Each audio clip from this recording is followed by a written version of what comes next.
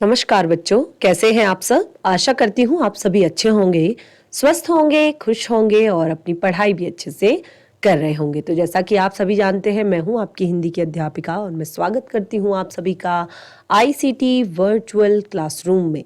और आज हम यहाँ पर एकत्रित हुए हैं पढ़ने के लिए क्लास 8 की हिंदी।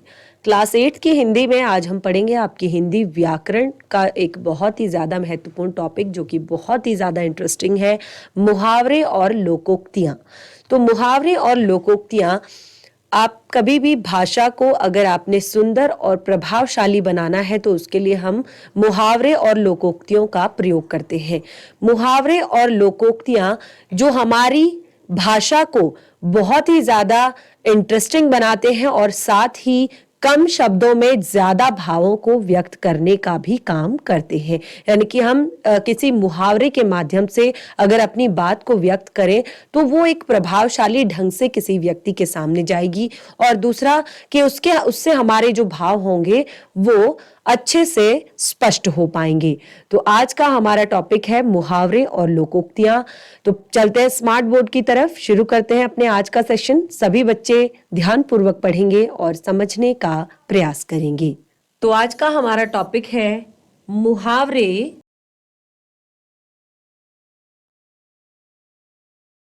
और लोकोक्तियां।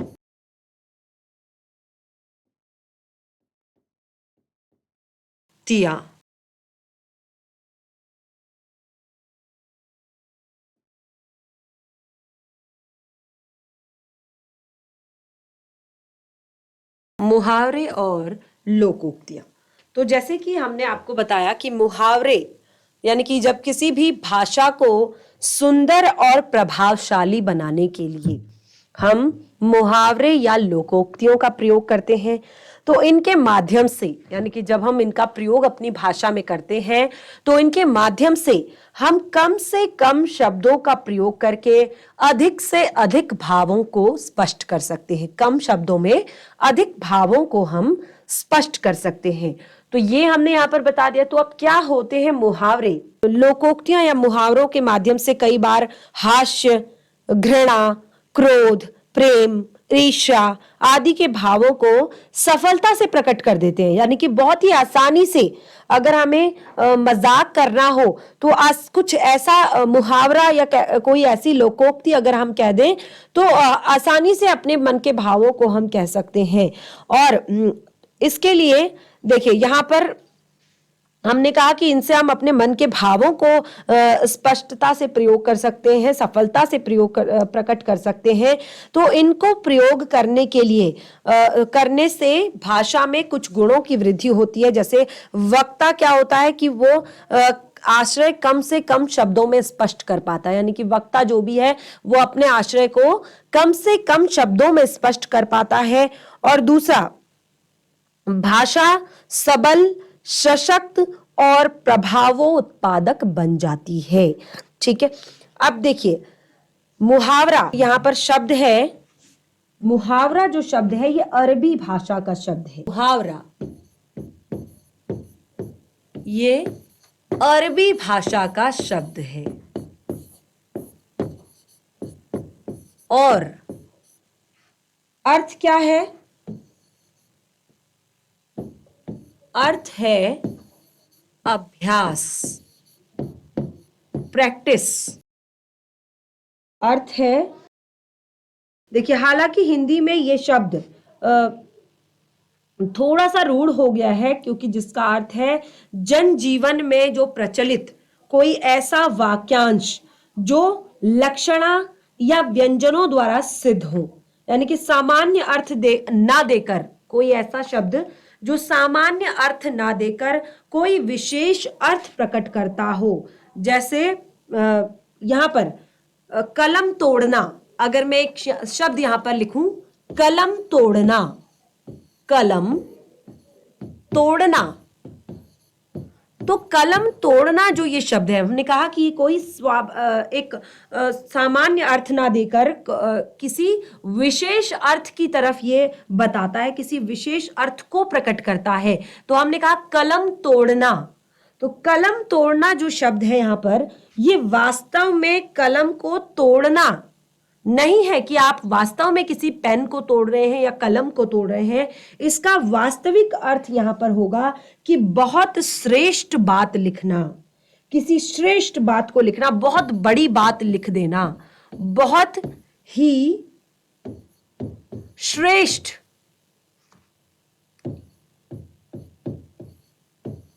बात लिखना, बहुत ही श्रेष्ठ बात लिखना। किसी बहुत बड़ी बात को लिख दिया तो उसे कहेंगे कलम तोड़ना। ठीक है, तो ये आपके मुहावरे हैं। तो ऐसे ही अब हम मुहावरों की परिभाषा यहां पर बताएंगे कि मुहावरा एक ऐसा शब्द समूह, देखिए परिभाषा बनाएंगे।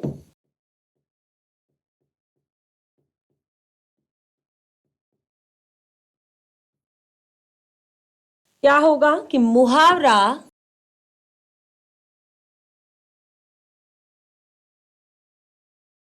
यानी कि ऐसा शब्द समूह, ऐसा शब्द समूह या वाक्यांश या वाक्यांश होता है जो अपने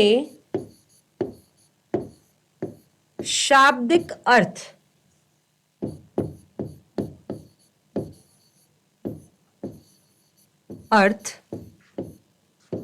को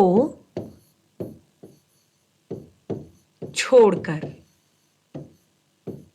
यानी कि जो अपने शाब्दिक अर्थ को छोड़कर, यानी कि जो उसका अपना अर्थ है, उस शाब्दिक अर्थ को छोड़कर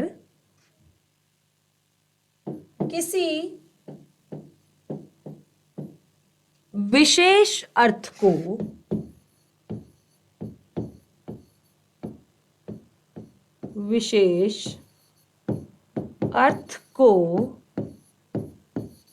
प्रकट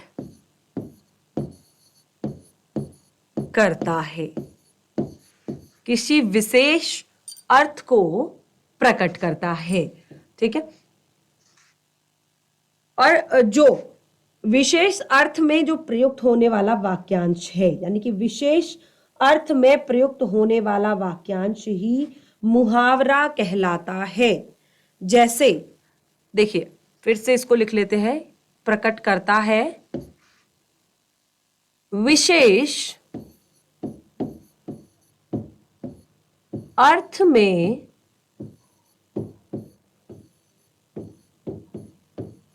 प्रयुक्त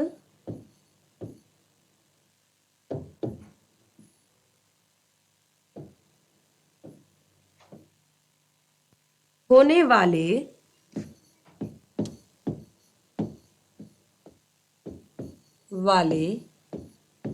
ये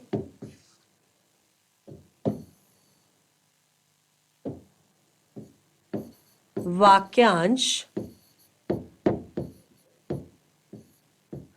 ही मुहावरा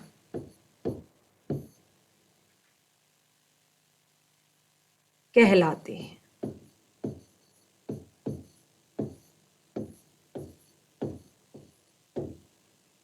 ठीक है, तो ये हमने कहा कि ऐसा शब्द या शब्द समूह, ठीक है, ऐसा शब्द समूह या वाक्यांश जो अपने शाब्दिक अर्थ को छोड़कर किसी अन्य अर्थ को प्रकट करता है, किसी अन्य विशेष अर्थ को प्रकट करता है, उसे हम अर्थ को प्रकट करता है और इसी विशेष अर्थ में प्रयुक्त होने वाले, यानी कि इसी विशेष अर्थ को प्रकट करने वाले वाक्यांश ही मुहावरा कहलाते हैं।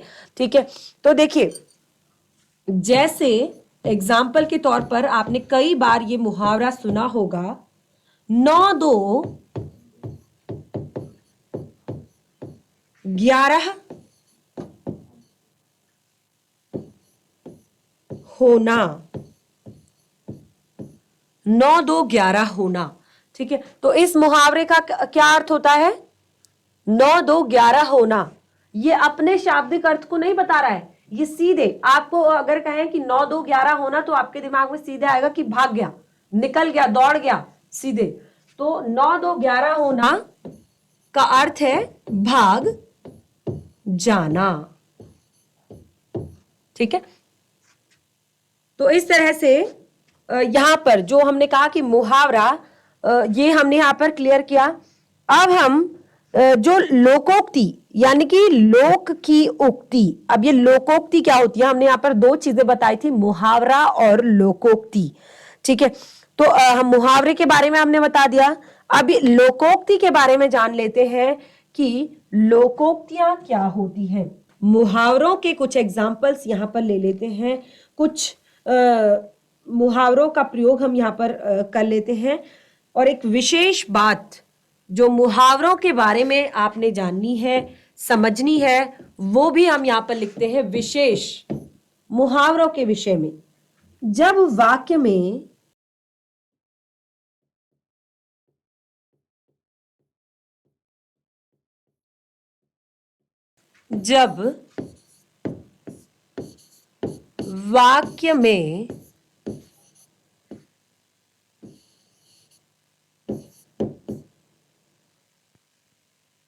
मुहावरे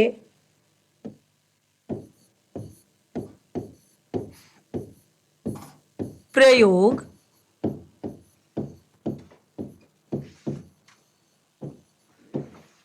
किए जाते हैं, जब वाक्य में मुहावरे प्रयोग किए जाते हैं, तो उनकी क्रिया कर्ता के लिंग के लिंग, वचन, कारक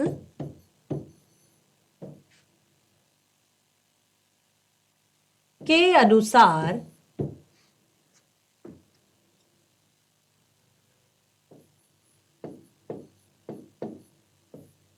परिवर्तित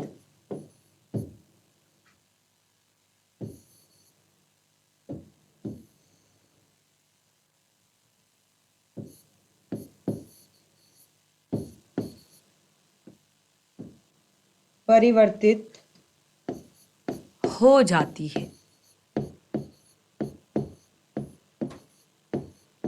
ध्यानपूर्वक समझने का प्रयास कीजिए कि जब वाक्य में मुहावरे प्रयोग किए जाते हैं, यानी कि आप किसी वाक्य में अगर मुहावरे का प्रयोग कर रहे हैं, तो वहां पर उनकी जो क्रिया होती है, मुहावरों की जो क्रिया होगी, वो कर्ता के लिंग, वचन, कारक के अनुसार परिवर्तित हो जाएगी। यानी कि ये है आपका विकारी शब्द, जिसमें विकार आ जाते हैं।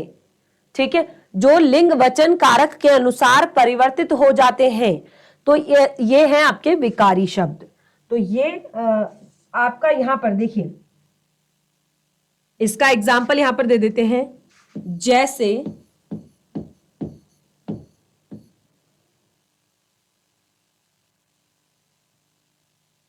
इधर उधर की हाँकना, इधर उधर की हाँकना।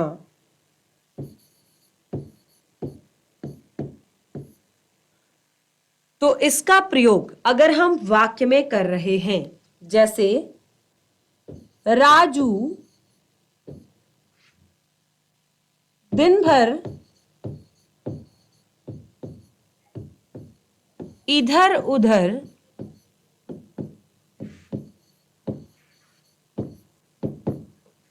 की इधर उधर की हाँकता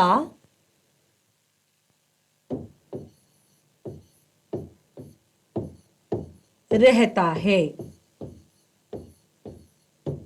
ठीक है, इसी को हमने कहा कि ये कर्ता जो इसका है, जो क्रिया है इसकी, वो कर्ता के लिंग वचन कारक के अनुसार परिवर्तित हो जाती है।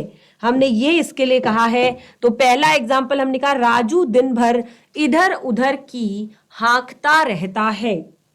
अगला, सीता दिन भर इधर उधर की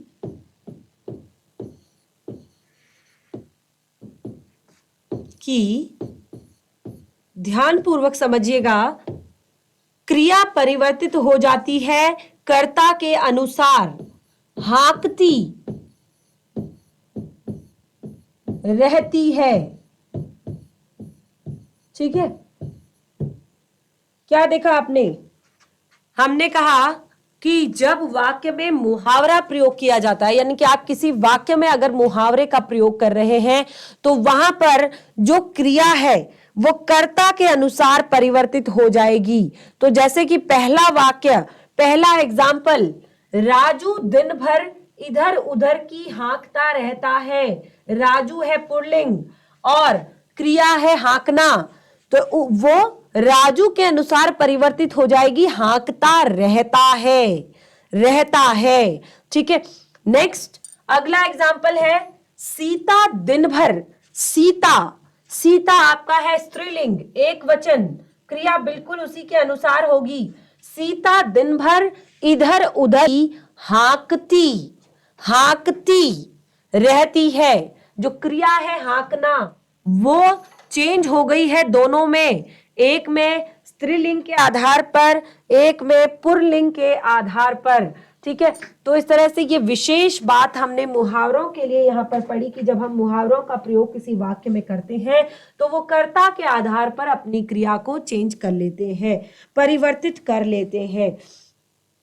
अब मुहावरों के अर्थ और इनका वाक्यों में प्रयोग हम कुछ यहाँ पर करते हैं थोड़ा सा, और फिर हम लोकोक्तियों के बारे में जानेंगे।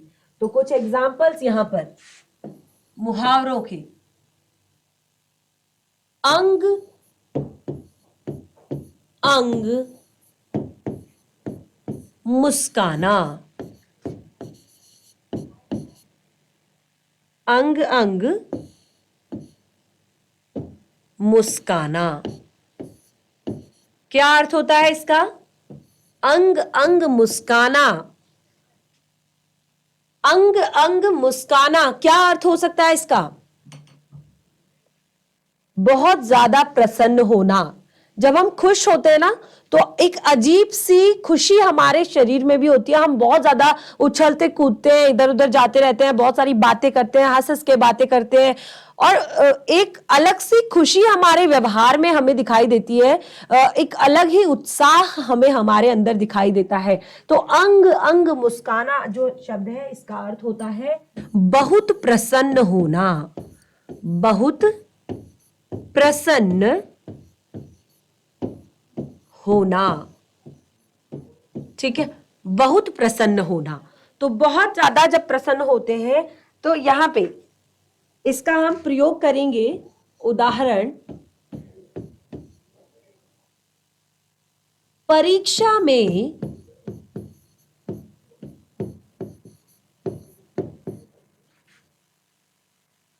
सर्वप्रथम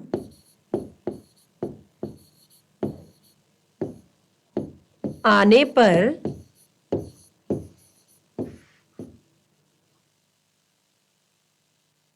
उसका अंग अंग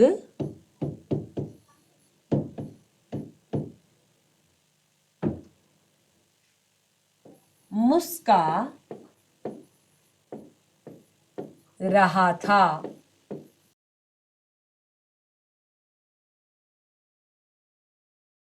इसी तरह से एक और एग्जाम्पल हम यहां पर लेंगे, अंगूठा दिखाना,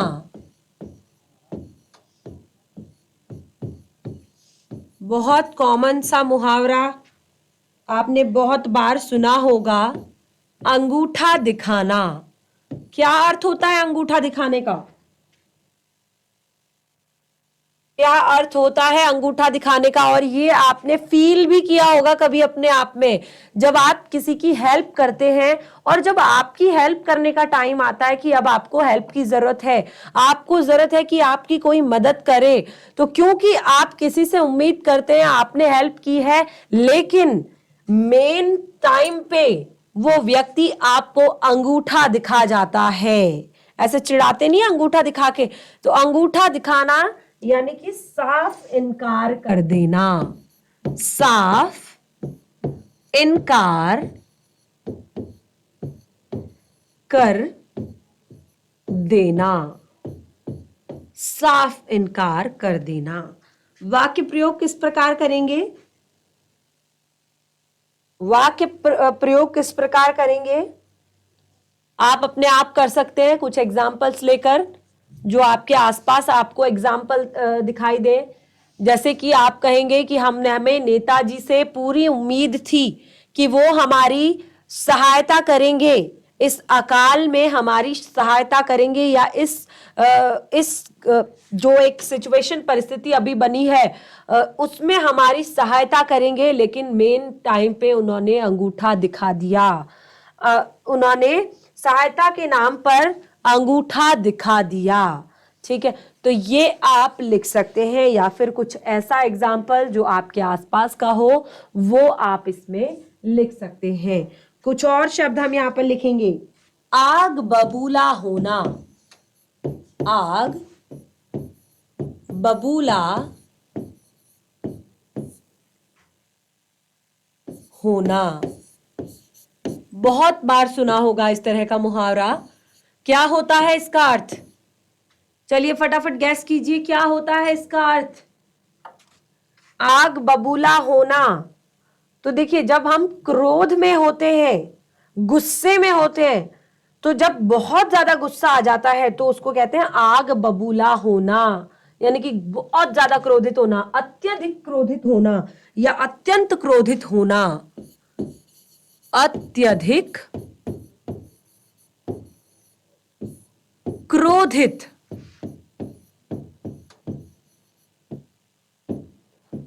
होना। ठीक है, अत्यधिक क्रोधित होना या अत्यधिक क्रोध करना। तो इसका फटाफट से बनाइए, वाक्य बनाइए इस पर, फटाफट से वाक्य बनाइए।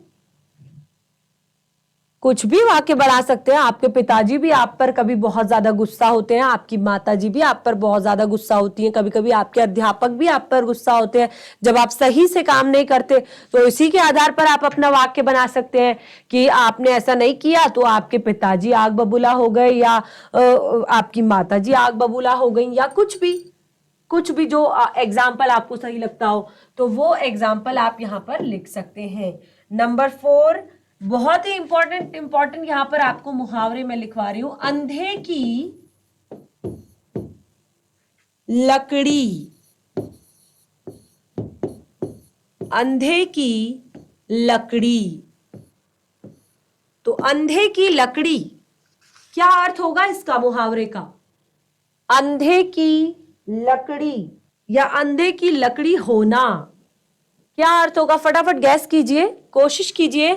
अंधे की लकड़ी, देखिए जो अंधा व्यक्ति होता है ना, उसके लिए उसकी जो लकड़ी होती है वही एकमात्र सहारा होती है। उसी के आधार पर जब आपने देखा होगा कि जो अंधे व्यक्ति होते हैं, आपने उन्हें देखा होगा कि वो क्या करते हैं, उनके हाथ पे हमेशा एक छड़ी होती है, और वो जब रास्ता देखते हैं तो सबसे पहले छड़ी से ऐसे ऐसे ऐसे टच करके देखते हैं कहां पे क्या है, कहां पे क्या है, ऐसे टच करते हैं, फिर अपने कदम आगे बढ़ाते हैं। तो अंधे की लकड़ी होना अर्थात एकमात्र सहारा होना। एक मात्र सहारा। एकमात्र सहारा। तो क्या अर्थ होगा एक इसका? क्या, किस तरह से इसका वाक्य प्रयोग करेंगे? फटाफट कर सकते हैं, फटाफट से वाक्य प्रयोग करने की कोशिश कीजिए। कुछ भी आप वाक्य बना सकते हैं, जैसे कि वह अपने दादा दादी के लिए अंधे की लकड़ी के समान है। यानी कि वो अपने दादा दादी का एकमात्र सहारा है। या किसी के भी बारे में लिख सकते हैं, किसी भी तरह से वाक्य यहाँ पर बना सकते हैं, लेकिन बहुत ही अच्छा सूटेबल और अर्थ उसका सही होना चाहिए। इस तरह से और भी बहुत सारे मुहावरे आपकी यहाँ पर पाठ्य पुस्तिका में दिए गए हैं। कुछ मुहावरे मैं यहाँ पर लिखूंगी आपके लिए और उन सभी का अर्थ आप स्वयं लिखेंगे। जैसे अक्ल पर पत्थर पड़ना, अक्ल पर पत्थर पड़ना। ठीक है। नंबर 6, आंख का तारा होना या आंख का तारा।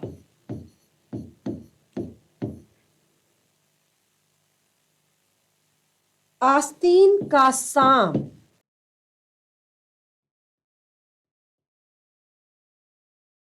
का सांप।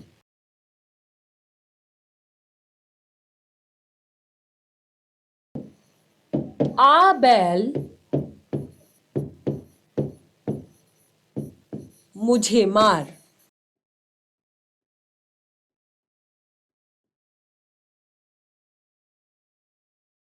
19-20 का अंतर। कई बारी आपने ये शब्द रोज, जब भी हम रोज की बोलचाल में इस तरह के शब्दों का प्रयोग करते हैं, 19-20 का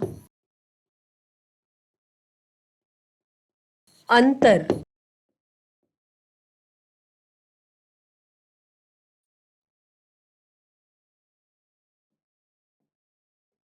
कलेजे पर सांप लौटना। ये तो आपने हमेशा ही सुना होगा। अपने मुंह मियां मिट्ठू होना। अब अपने मुंह मियां मिट्ठू होना। तो इस तरह के बहुत सारे यहाँ पर हमारे जो आपके मुहावरे हैं, जैसे कोल्हू का बैल,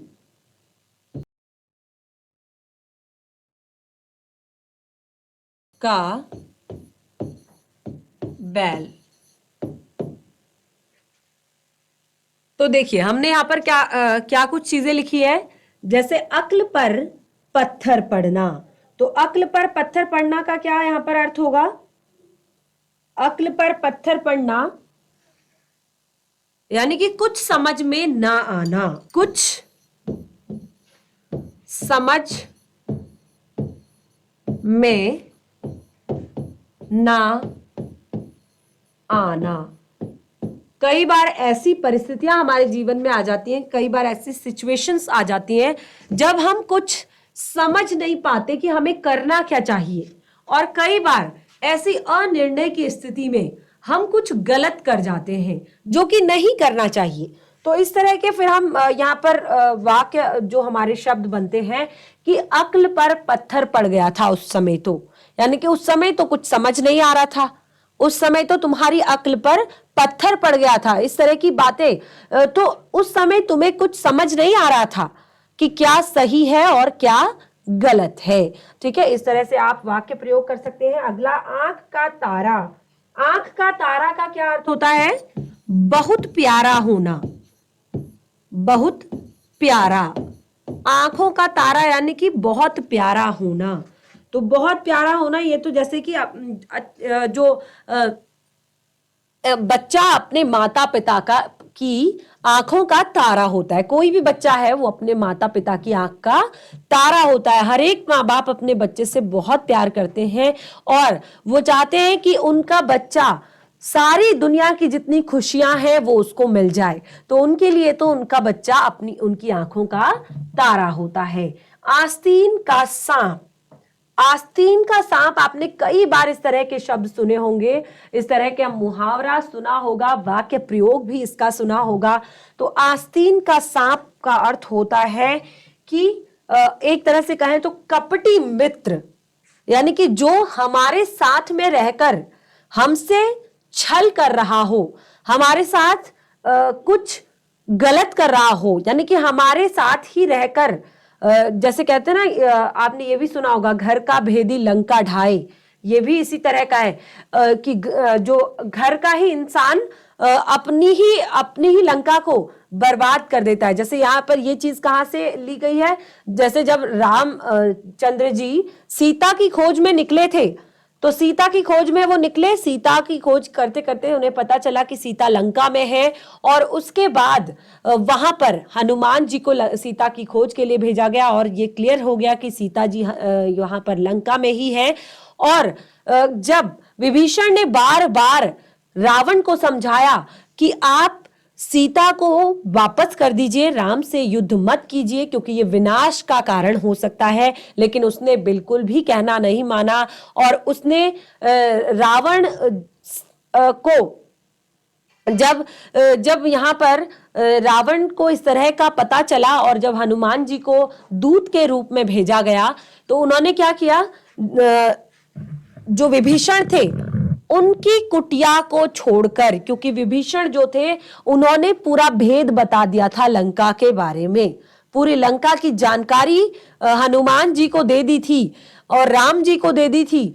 तो घर का भेदी लंका ढाए, यानी कि घर उन्होंने जब पूरी लंका के बारे में राम जी को बता दिया, तो राम जी ने उनके ही कहने पर, उनके ही आधार पर लंका पर आक्रमण की तैयारी की। ठीक है, तो आस्तीन का सांप बिल्कुल इसी तरह का एक मिलता जुलता दूसरा मुहावरा है कि जो अपना ही व्यक्ति हो, अपना, जैसे कि यहाँ पर इसका अर्थ मैंने बताने की आपको कोशिश की है, कपटी मित्र, यानी कि जो आप सामने सामने रहकर आपसे रहता है वो आपके साथ में, लेकिन करता है वो उसका उल्टा, यानी कि वो आपके लिए